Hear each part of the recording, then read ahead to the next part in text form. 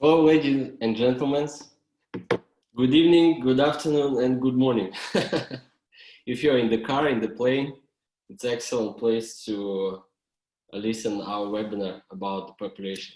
It's our second webinar in our series of webinar about what is happening with our world.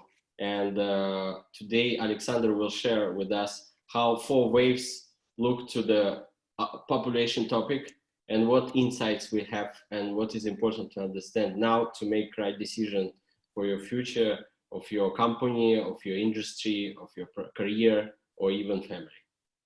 So Alexander, thank you for your time. As usually, we 100% in yours. Thank you, guys, for the opportunity to share my knowledge, what I collected for the last 10 years. And as I said in the first webinar, when I started 10 years ago, this long-term research, the main motivation, the main reason why I started to do it was reading several books which totally changed my feelings and my expectations about the future, about the nearest future, about the future of my kids. Before reading of these books, I thought that the future is excellent and prosper, and at the end of this century, we will live in the world just flourish and very nice. But after reading these books, I realized that everything could go wrong and the future could be much worse, not better. And when I started to, and the two books changed my mind significantly. One is the book of Zaremba-Pike, The Human Quality, and the second one is well-known, The Limits to Growth, 30 Years Update by Daniela and Dennis Meadows. After that, I started to read a lot of books and articles and met with thinkers, scientists, and asked them why you are talking about the catastrophe and the potential collapse of the civilization in this century. And what the most important question for me, like the industry sector reformer, was what should be done? Because I expected that there are the clear answers and the clear solutions.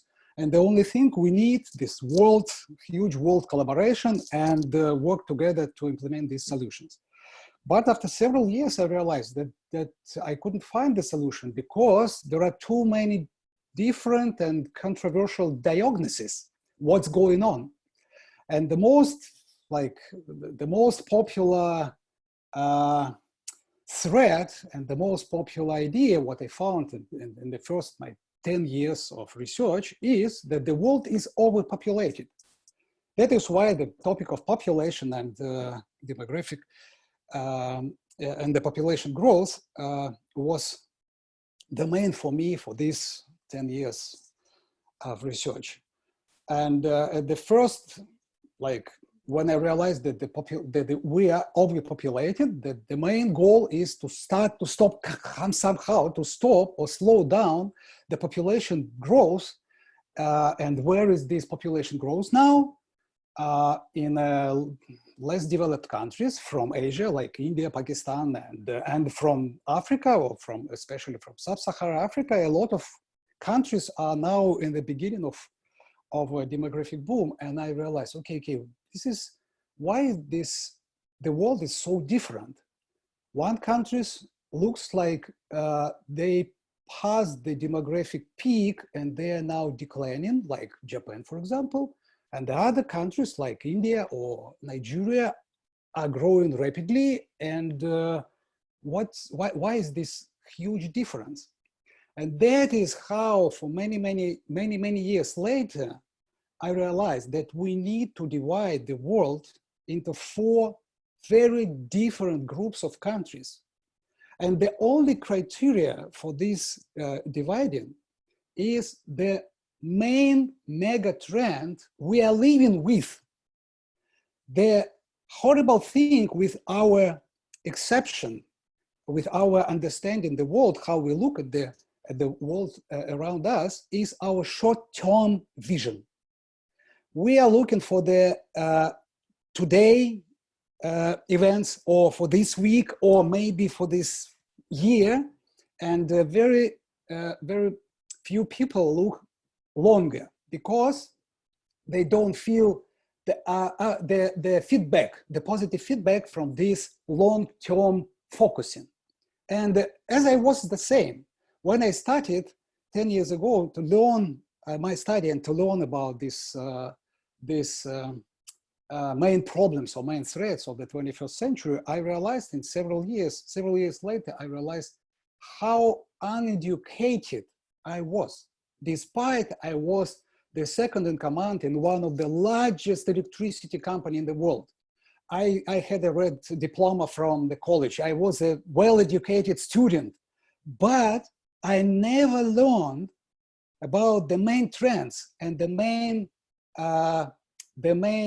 events in which face or which influence in our life so significantly that you couldn't know them. You should know them. And one of the goals of my series of webinar is to educate adults, to give you the more systemic understanding what's going on and what will goes in the 21st century, or by the end of 21st century, or maybe for 21st and for 22nd century, because we are living inside the very long-term trends. And one of the main trends we are living in is the great transition, or the mega transition, I called it, from agrarian era to modern energy, technology, industrialized, urbanized era.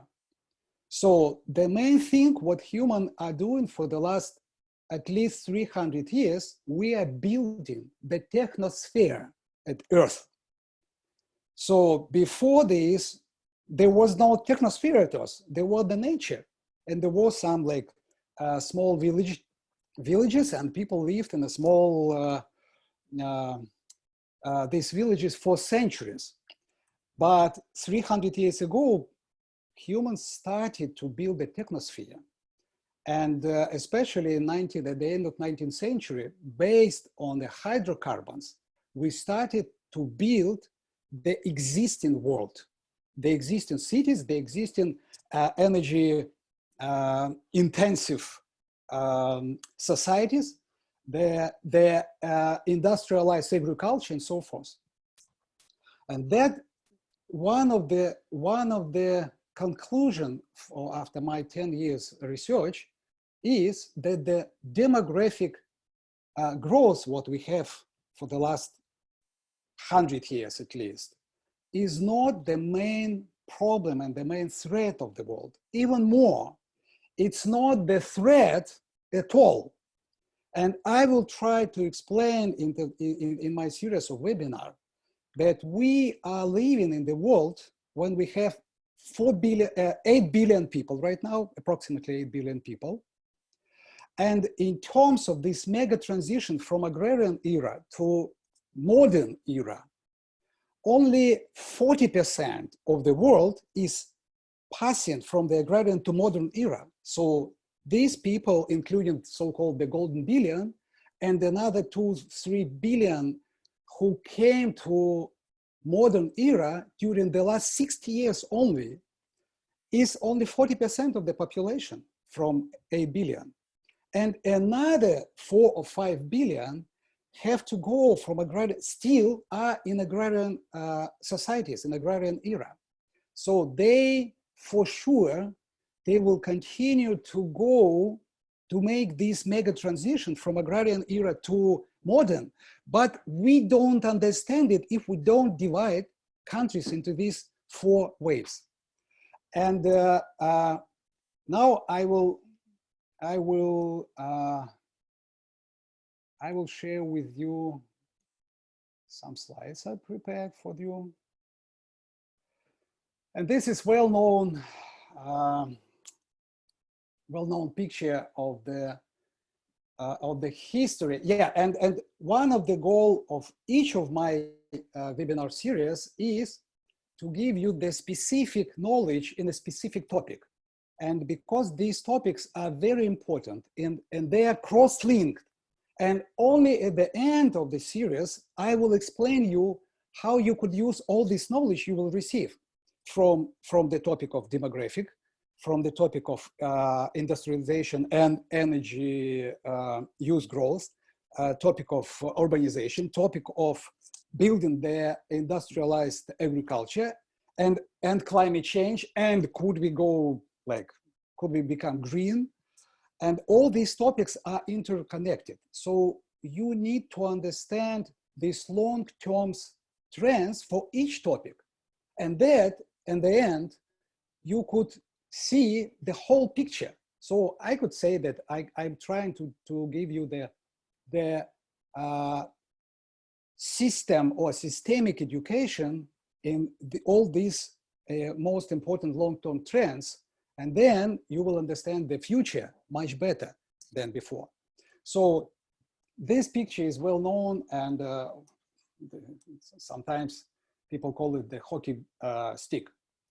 And from this picture, we know that for centuries or for thousands of years, the population didn't grow, not only significantly, but it looks like it didn't grow at all.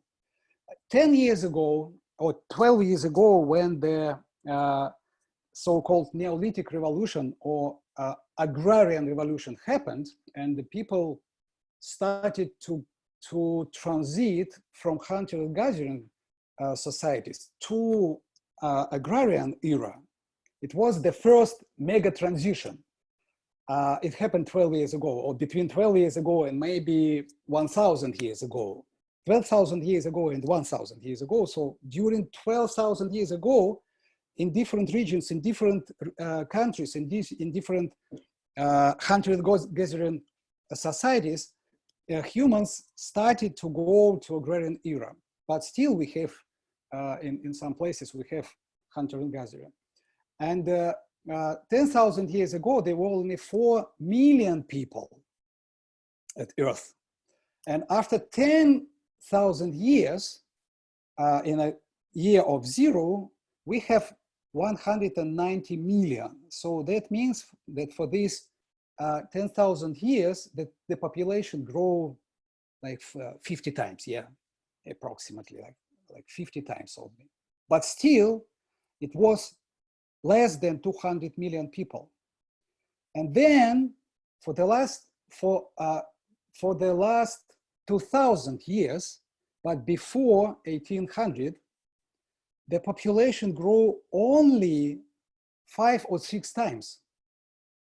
For 2,000 years, the population grew up for 6 or 5 times, from 190 to 1 billion in 1804. We had only 1 billion in 1804. And then this stick goes like exponentially up. And of course, in 20th centuries, a lot of people announced that this is the main threat, because if we have more and more people, and we had more and more people every 10 years, every 20 years, every 50 years, and people thought that we need to stop somehow this population growth. But why this process happened? First time, you see, first time in the human history, 200 years ago, something happened. And what had happened? And I told you that the main trend we are living inside is the mega transition from agrarian era to modern energy, technology, industrialized, urbanized era. Yeah? This process started 250 years ago. It's a well-known event. It's the first industrial revolution. It happened in Great Britain, or in United Kingdom, in 18th century. And this is the main trend. We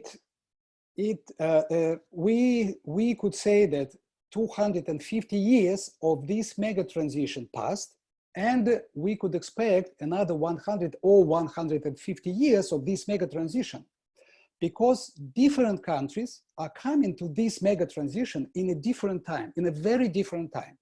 And that is the main criteria for dividing all countries in the world in 4 different categories. And or waves, I call them 4 waves. And the first wave countries are like well known. We could say that this is the Western countries, because Western countries started this mega transition in 18th century. And the UK was the leader. And this mega transition includes from several sub-transitions, I could say partial transitions. For example, the demographic transition from the agrarian era demographic process rules to modern era demographic rules, yeah? Like industrial transition or industrialized transition, urban transition, and many of these transitions, and we will discuss in the next webinars all kinds of these transitions. But one of the most important transition is the transition from the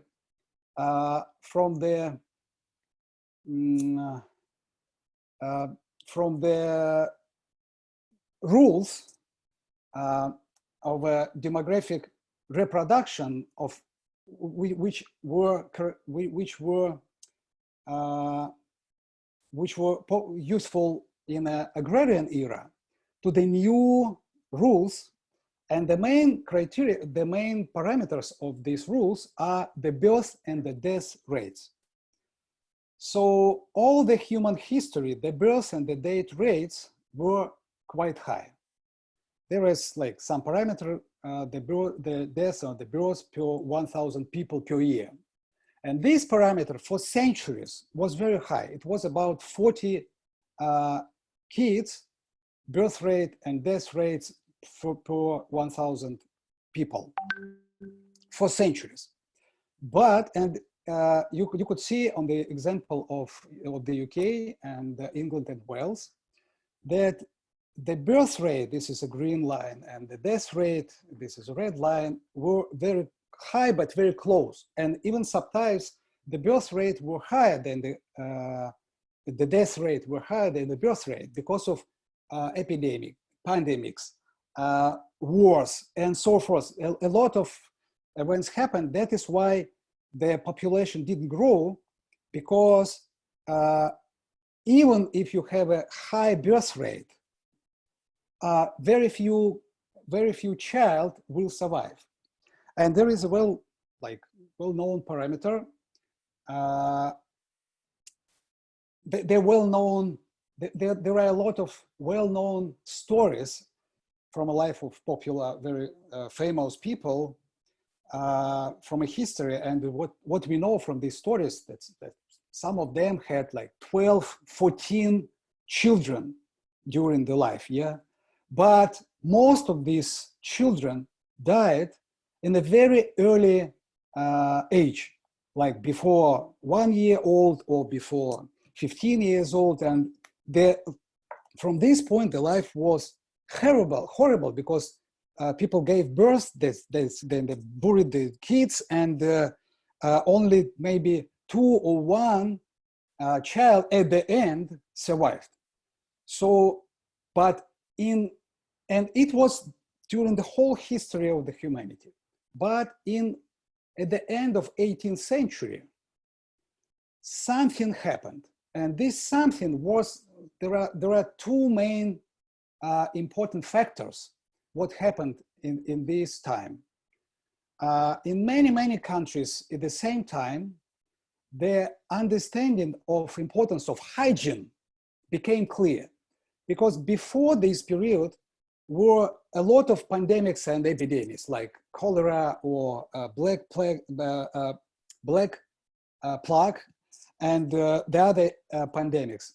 So, and those time medics and doctors and the researchers, they try to understand why it happened and how to prevent it in the future. And they understand, okay, you need to divide the sewage water and the drinking water. You need to wash, not with a soap, but just sometimes wash with the water your hands. And many other aspects of hygiene became clear. And it was one of the most important revolutions in the human history.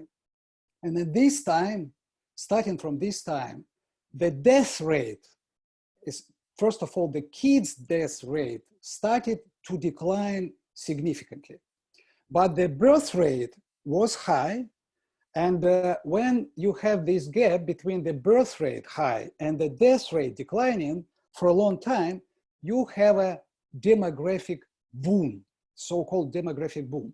And as you see from this chart for UK, the demographic boom in the UK happened in 19th century. It started in 1800, and during 1 century, the population in this country grew like 3 times. So first time in the history it happened.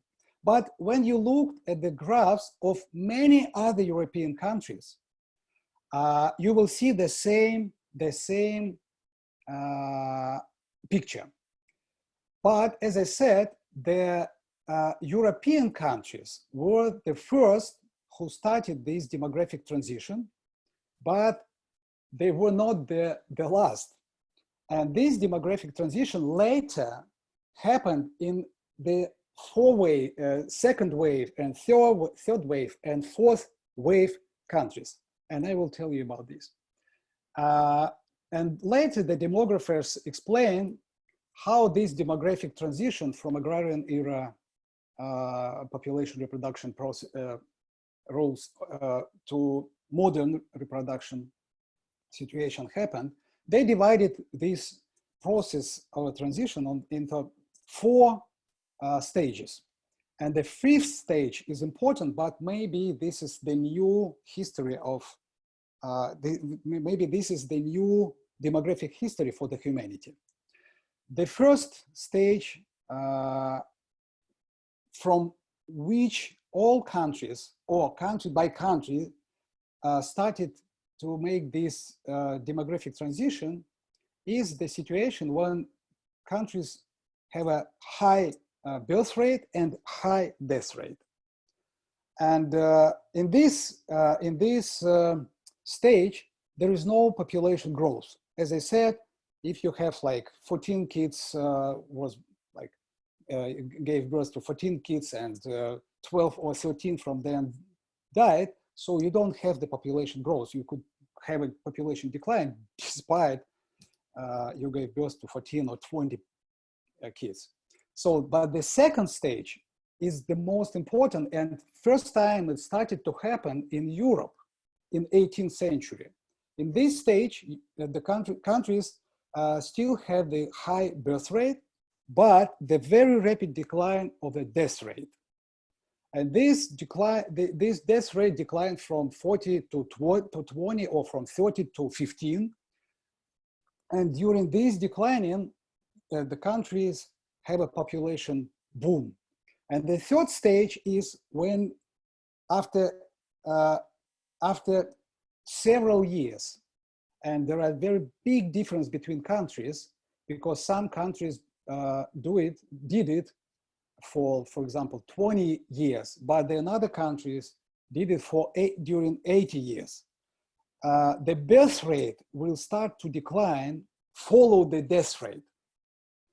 So, and the difference between, and during this process, when the birth rate followed and reached the death rate, but in a new, very low level, during this period, our countries had a demographic boom or population growth.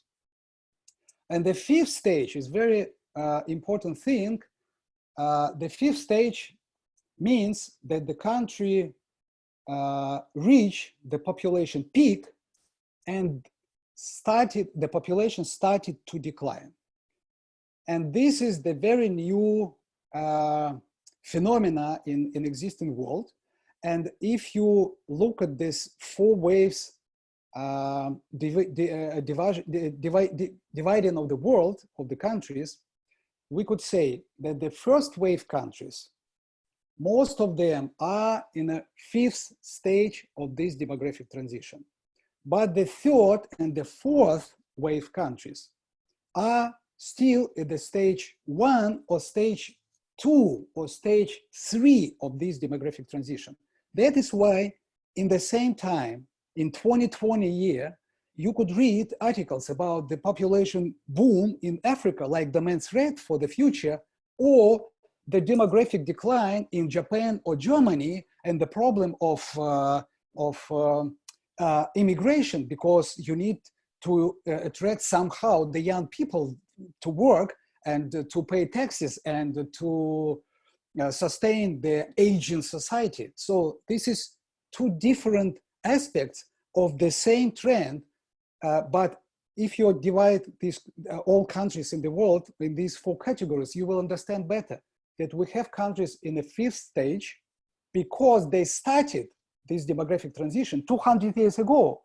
But still, we have countries in the 1st and the 2nd stage of demographic transition because they're still in the agrarian era. We are talking, the 3rd waves countries are countries leading by India and some other countries in Asia and in Latin America, who are like following the second wave countries, leading by Mexico, Brazil, China, and many Asian countries. So I divide these Asian and Brazil and Latin America's countries in a 2nd and 3rd wave countries because the 2nd wave countries started between 1950 and 1980, this mega transition. And the 3rd wave countries started just at the end of the 20th century and the beginning of the 21st century. But the fourth wave countries are most countries from sub-Saharan Africa, excluding South Africa because it's not it's a part of a Western civilization, I could say.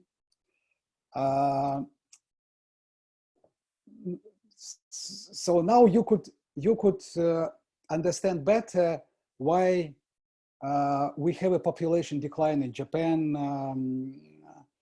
and we have a natural decrease in the US, in United Kingdom and so forth. Why we have the still population growth, but in the nearest future, in the next maybe 10 or 20 years, we will see the peak of population and then the declining of population in China, Brazil, Mexico, and many other countries from the 2nd wave. And still for the next 30 or 40 years, we will see the population growth in the 3rd wave countries like India. And India grew up in the 21st century for 500 million people from 2000 to 2070. India will grow up for 500 million people. And the 4 wave countries from sub-Saharan Africa, they will grow for 3 billion people in the 21st century. They are now at the beginning of this demographic boom process. And if we look at the big picture, you could see that in the 20th century, in the previous century, the population grew up from 1.6 billion to 6 billion people. So increased 4 times, increased for 4.4 billion people. But according to the United Nations forecast, in the 21st century, the population still will increase in 4.5 billion people because of the population growth in a 2nd, but mostly in a 3rd, and much more in the 4 wave countries in Africa. If you, I like to summarize this big picture, and I spent a lot of time trying to find the right resources and the right database and to put them together. And one of the best table I collected is here. So if we looked at the beginning of this mega transition, it was in the population, the world population was the only 600 million. And you see 70% of this population were in Asia. 400 million people lived in Asia. When I realized it, I was like 50-year-old man, educated, but I didn't know that the whole century of the humanity, Asia was the most populous region in the world. The best climate and weather conditions, they harvested, they collected the harvested, the best region for agriculture and so forth, so forth. So and the Africa had only 60 million people, and the Europe had only 100. But in 1900, their population doubled and became like, it was like 1.5 or 1.6 billion people in 1900. And the Europe became like 300 million, but the Asia doubled, and it was 800 million people, but still only 100 million people in Africa. If you look at this, the 20th century, the Africa grew up from 100 to 800 million. So Africa grew up in the 20th century 8 times. And when sometimes people argued me, why I should think about the next 100 years. I will die in I don't know, in 20 or 30 years. Why I should think about the last 200 years? Because just who cared about this? I don't care about the next president and the next 4 years presidential period. And I say, you have to understand what's going on, from which place or from which history we came to the existing world, and where this world is going, because it's completely predictable. You are sitting in the boat, and this boat is in a river, and we know exactly where this river is coming. So if you understand this, you will understand that, okay, Africa grew up for the last century 8 times, from 100 to 800 million. But why it didn't affect the world? Because Africa is still in agrarian era. So they don't consume hydrocarbons, they don't consume coal, they don't consume oil, they don't have cities like Europe or Northern America or Japan or second wave countries now have. So they're still in agrarian era. So they don't affect the world. They don't consume the world resources. But when they will do this, you will see that this is a new big player in this big game. So if you are an investor, if you are a top manager in a big corporation, if you are thinking about this strategy, I could say the whole history of our world will happen in Africa in the 21st century, in Africa and in South Asia. And you see that the China, 60 years ago, the China was in agrarian level, in agrarian era, and they didn't have like the population boom. They didn't have power plants. They didn't have cities. They have like less than 5% of people lived in the cities. So, and then in 60 years, everything changed. China now produces 70% from the whole world level of industrial production, of cars. They build the cities, like comparing all other cities in the world. So they produce steel and cement more than the rest of the world, including the US, the West, and so forth. So this change was so significant in the last 60 years in the second wave countries, that you could not to pay any attention to these processes. But all of them based on this idea. countries are going from agrarian era to modern era based on energy, coal and oil and natural gas, based on technology. They need to build factories. They need to produce steel and cement and to build cities, because people are coming from rural area to urban area. And this is one of the main process inside the mega transition. So during this period, countries by countries make all these transitions. They have a demographic boom. They need to have the GDP growth or the economic growth. They need to build the new cities. They need to build power plants. They will start to burn coal and natural gas to produce electricity. They need to build their industries, including construction material industries and all others, and so forth, so forth.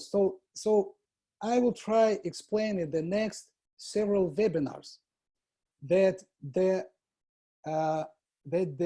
population growth is not a problem at all. If we have 8 billion people like we have right now, and we don't see any newborns from Africa or from Asia, we will see at least doubling or 3 times fold or 10 times fold increase in demand for many, many, many, many resources and food and cities and steel and cement and coal and so forth from the countries which are now in an agrarian era and which are now like 10 times lower in the terms of development than the first wave and even second wave countries.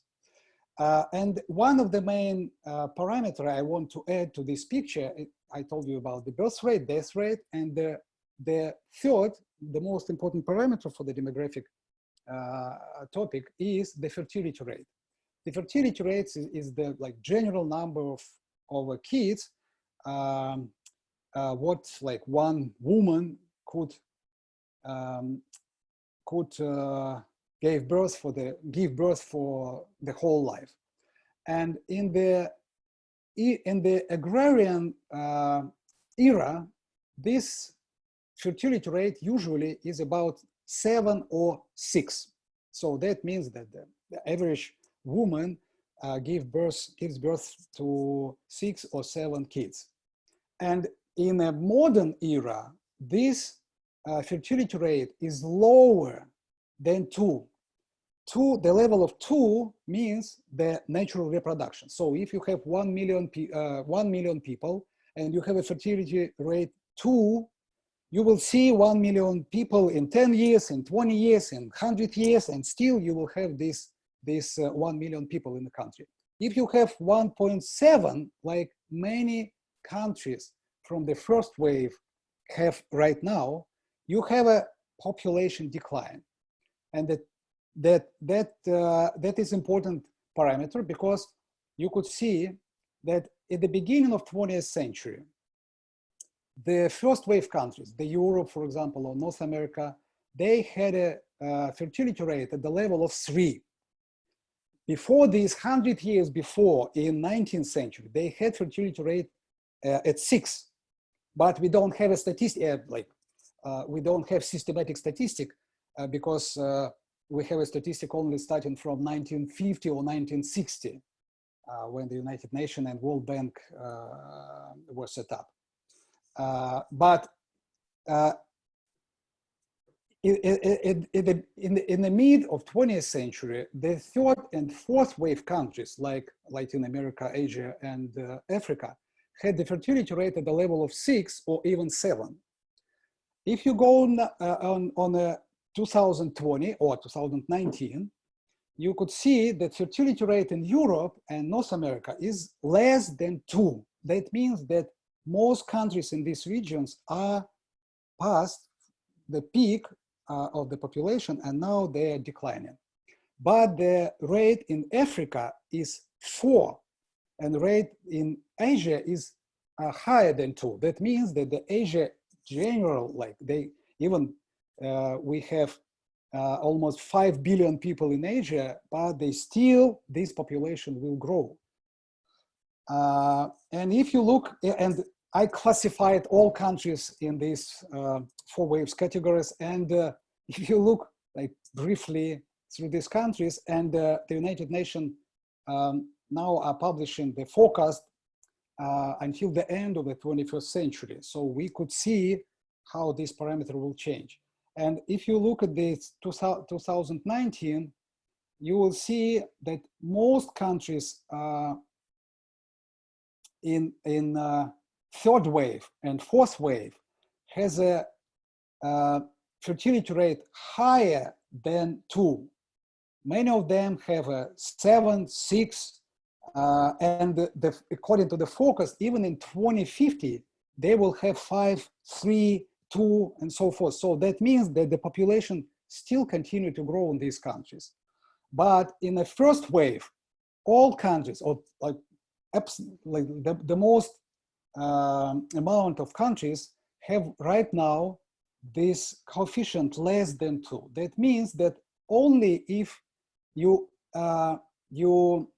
have the immigration policy, the smart immigration policy like the US have, the UK have, Australia, Canada, you will see the population growth of these countries by the end of this century, but it's not because the population growth or the growth of the natural growth of population, but because of immigrants. The immigrants will come, and for the long-term time, these countries will have a natural decrease, but population growth because of immigration. So that is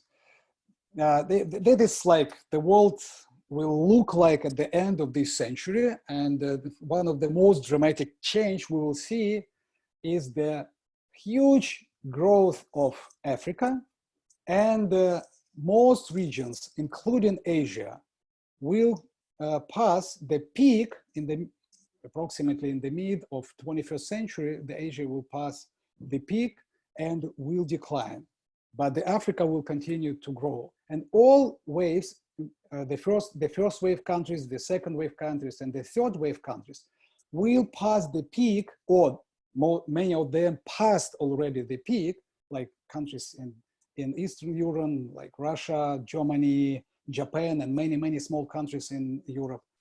But the other are coming, and the China will pass the peak in the next 10, 15 years, and the India will pass the peak in 2070. And African countries will not pass the peak in 21st century. They will continue to grow, and maybe only in the 22nd century, they will start to decline. So that's the general picture. And for a long time, I am discussing with Dennis Meadows, who is my teacher, my hero, and my friend.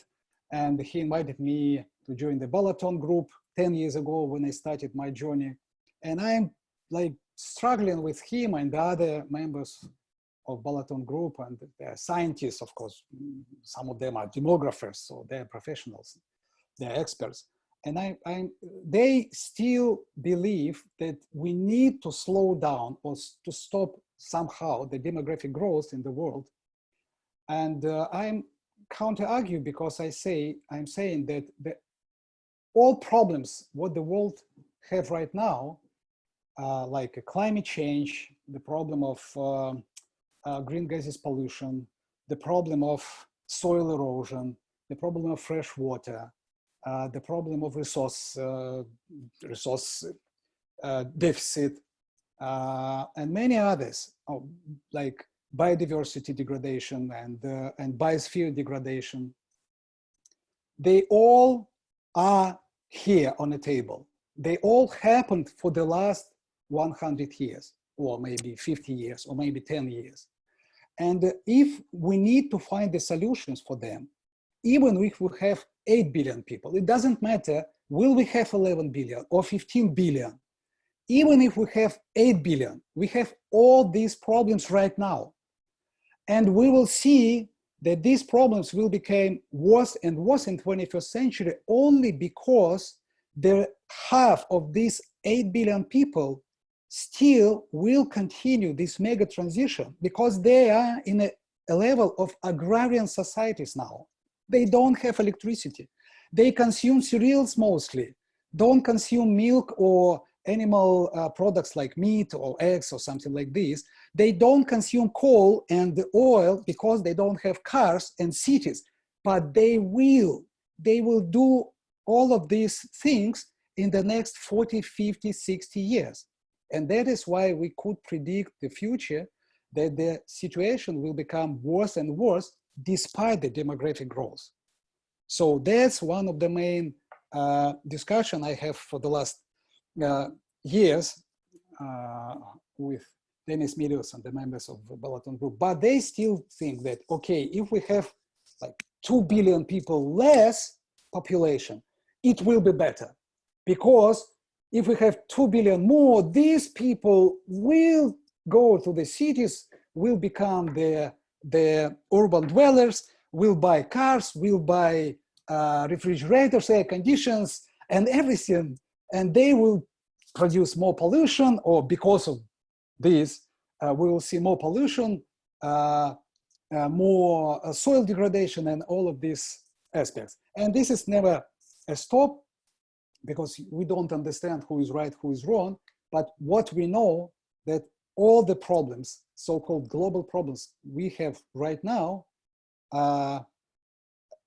happened because of the development of the first wave countries and the second wave countries in the last the first wave countries for the last 250 years during this period of mega transition. And for the last 600 years, these problems will become much worse because of the development of the second wave countries. And for the next several decades, we will see the same processes in the third wave countries and the fourth wave countries. That is why I'm a little bit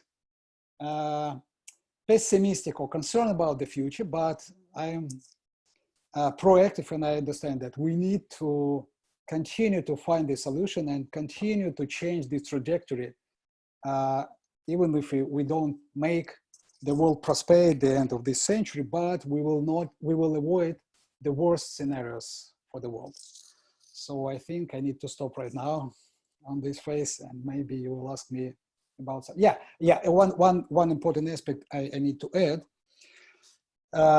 This is the explanation of the well-known Bill and Melinda Gates Foundation activity, because one of the main focus of this foundation is the saving the kids' lives in Africa, first of all.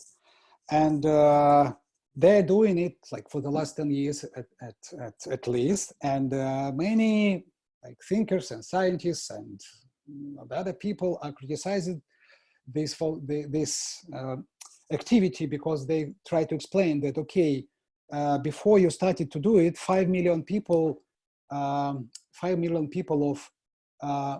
infants, so the kids before the first year, the 1 year old, were died because of many reasons. And, every year. Per year, yeah. But now, when you started this program, you saved lives for 2 million people for the last 10 years. This foundation claimed this like last year. They said, okay, we counted, and for the last 10 years, we saved the lives of 100 or 200 million, 100 million, yeah, 100 million of kids. And the other people are criticizing and say, if you see, the Africa grew up from 100 million to 1 billion for the last 100 years. So for the next 100 years, the Africa will increase from 1 billion to 4 billion, for another 3 billion. Why you save lives of the kids? So this is the so complicated topic, because the only argument we know from Gates Foundation, and Bill Gates gave this argument for many, many times, that saving lives of kids accelerate the demographic transition and the birth rate decline. Because when I explained you these 4 stages of demographic transition, and the second stage, the death rate is declining, but the birth rate is still higher. And usually it takes 25, 50 years that the birth rate will decline following the death rate. And Gates Foundation is trying to accelerate this process in Africa and to help to slow down this growth. But in an existing situation, it looks like they accelerate the demographic boom, and it's so controversial thing. So we need to think to see these long-term trends, because if you don't see them, you don't understand quite well what should be done, what is good, what is bad. You don't have a criteria, what business or what activity is good or what is bad for the world, because you don't understand the future and the past. Yeah, now I will stop. Sorry. Yeah, thank you, Alexander. I just today have very interesting insight. We watched one travel show, and the host of the show, she traveled around the world, and she go through the birth, kindergarten, school, then university, then adult life, then pensioners' lives. And she explained how it's looked like from the whole perspective. And then today she visits Stockholm. It's a first wave country, one of the classic example of first wave country. And in this country, they usually participate at the same level in the kids' education and care about the kids a lot. And today I realized these travel shows around the world super popular. In all major countries, you have these travel shows, and they always travel around different countries. And I remember this, all Asian people, even I'm Russian, we always surprised how they can live like this. It's almost impossible to live like this. And today I have very clear answer when I watch it. In first wave countries, the culture, the opportunities, how they make decisions so totally different than the third wave countries, even second wave countries. Okay. For example, in China, men never will sit with the kids, never. It's almost impossible because opportunities and pressure so much more. And it's not make any sense to sit him with a child. He should catch these opportunities, help to his family be more richer, because they all agrarian, they all from farm. And my many friends in China, they always, even they're adult and well-educated MBA, like vice president of big companies, they always finish dinner, nothing left. And always in the past, I was no like systematic view for this kind of, let's say, attribution to the country. But now it's so clear for me for everything. And I never expect this 4-wave course will share with me so a lot of angles, how to measure everything and never judge. First of all, I stop judge and make conclusions of like, oh, it's maybe because like this. No, it's not because like this. It's because of 300 years of trend. Yeah. Nothing else. Yeah, you could, and you could imagine that in China, for the last 50 years, 1 billion people became the urban dwellers. So that means that even parents or even kids are the first generation who are living in a city, not in a rural area. Yeah. And this is, for them, it's totally changed the life, of course. But people who are living in the cities like European people for centuries, So they don't understand what's a problem, what's new for this. Yeah, and the same time, I can share another insight. It's about measure or judging from culture perspective. A lot of Europeans, a lot of first wave countries, they think like Indian or Chinese or other African. They are so loud, for example. They are so aggressive. They are so proactive, let's say.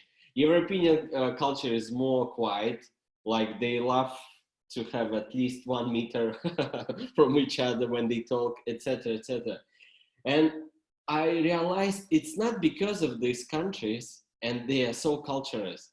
It's just because they start much earlier, and these countries, like a second, third, fourth waves, they are in the beginning of this stages, and it's changed a lot of things. You start to realize it's not because of like, it's not the achievement, you know, it's not the achievement. You're just in the trend, as you mentioned. You are on the boat, and this boat just going, and you just sit in it. You understand it or not, you're on this boat. Yeah, Yeah, I just want to share with you how I change my mind and how I measure things, understand things from even small daily, like when even I relax and watch some TV shows with my family, even this way I change my mind. I even don't start talk about the business. Even before the 4Waves course, it just was my feelings. China will be next big thing because of they just finished the building infrastructure. Something will happen next. And then now we see the China is only country with a growth rate in this year, and probably growth rate of the next years will be much, much bigger than the, let's say, first wave countries and US itself. And from business perspective, I also see a lot of changes and a lot of mind shifting. It's just started. I even don't know where this conclusion will go. But I can say it's my filter of the world now, 4Waves method. Yeah, and can we go to the slides? Sure, let's 1 second. Yes, you can open. One of the, you will see it? Yeah, no, not yet. You can screen share again. Okay. I need to, sorry, yeah. Yeah, you see, you talked about China, but if you look at these fourth wave countries from Africa, you could see how significant will be the situation in these countries. If you look at them in the mid of 20th century, it was 60 years ago, you see, Demographic Republic of Congo, 12 million people. 12 million people. If you look at today, they have 47. If you look at 2100, the end of the century, 360 people, 60 million people. Ethiopia, 60 years ago, 18 million, 60 years ahead, 300 million. Kenya, 50 years ago, 6 million, 60 years ahead, 125. So if you look at Nigeria, 60 years ago, 38 million, only 38 million. This is like a city, this is a city of Tokyo, 38 million. But if you look at Nigeria at the end of this century, 733 million people. This is a new China and new India. But if you look at the countries, at the rating of the countries in 2100, at the end of this century, most countries in the first top 20, more than 100 million population, most countries will be from Africa. The second place is Asia, and the US, because the US still will have 400 million. So nothing more. And this is completely reversed the situation. If you go to the 1900, the beginning of 20th century, the world was completely different. It was like the developed European nations and the rest of the world. But at the end of 21st century, where will be the European nations? The only important role, not the only, that Europeans founded or created the US, the Canada, the Australia, and the New Zealand. This is still European countries, and even Argentina, this is a European countries, and even the South Africa, this is a European people. This is immigrants. The immigrants from the Europe established these countries. These countries, or the people in these countries, invented all the most important, made the most important inventions at the end of 19th century. They invented power plants, they invented electricity, they invented coke, they invented steel production, the fertilizers production, everything. So locomotive and everything. All these basic technologies were invented 150 years ago, but these people from the US, from UK, from German, from all of these countries. So, and these countries now are giving education for the leaders and for the top managers and the members of the governments and the third and the fourth wave countries. And this is the very important role of this like Western civilization for the development of the humanity. So this is my comments. Yeah. Yeah, we can stop sharing. Yeah, okay. So I think this webinar clearly explained what will happen. And the same time, I just want to highlight again the conclusion of it, or sometimes it's a controversial conclusion, counterintuitive, yeah. Counterintuitive, yeah. So even we don't see more and more people added or coming from this third and fourth wave countries, even without them, the just transition from this current existed 4 billion people who is still living in agrarian area, but they will move to the urban and new technosphere area age. They will change the whole, the biggest influence for our climate change will be from them, yeah, and for the all rest, for everything, yeah. Yeah, for everything, yeah. So that was like so counterintuitive for me. I was thinking because of them, because of new people, all changes will happen. Yeah. Yeah, but these new people will not give a lot of impact. The impact is already here. That's right. Okay.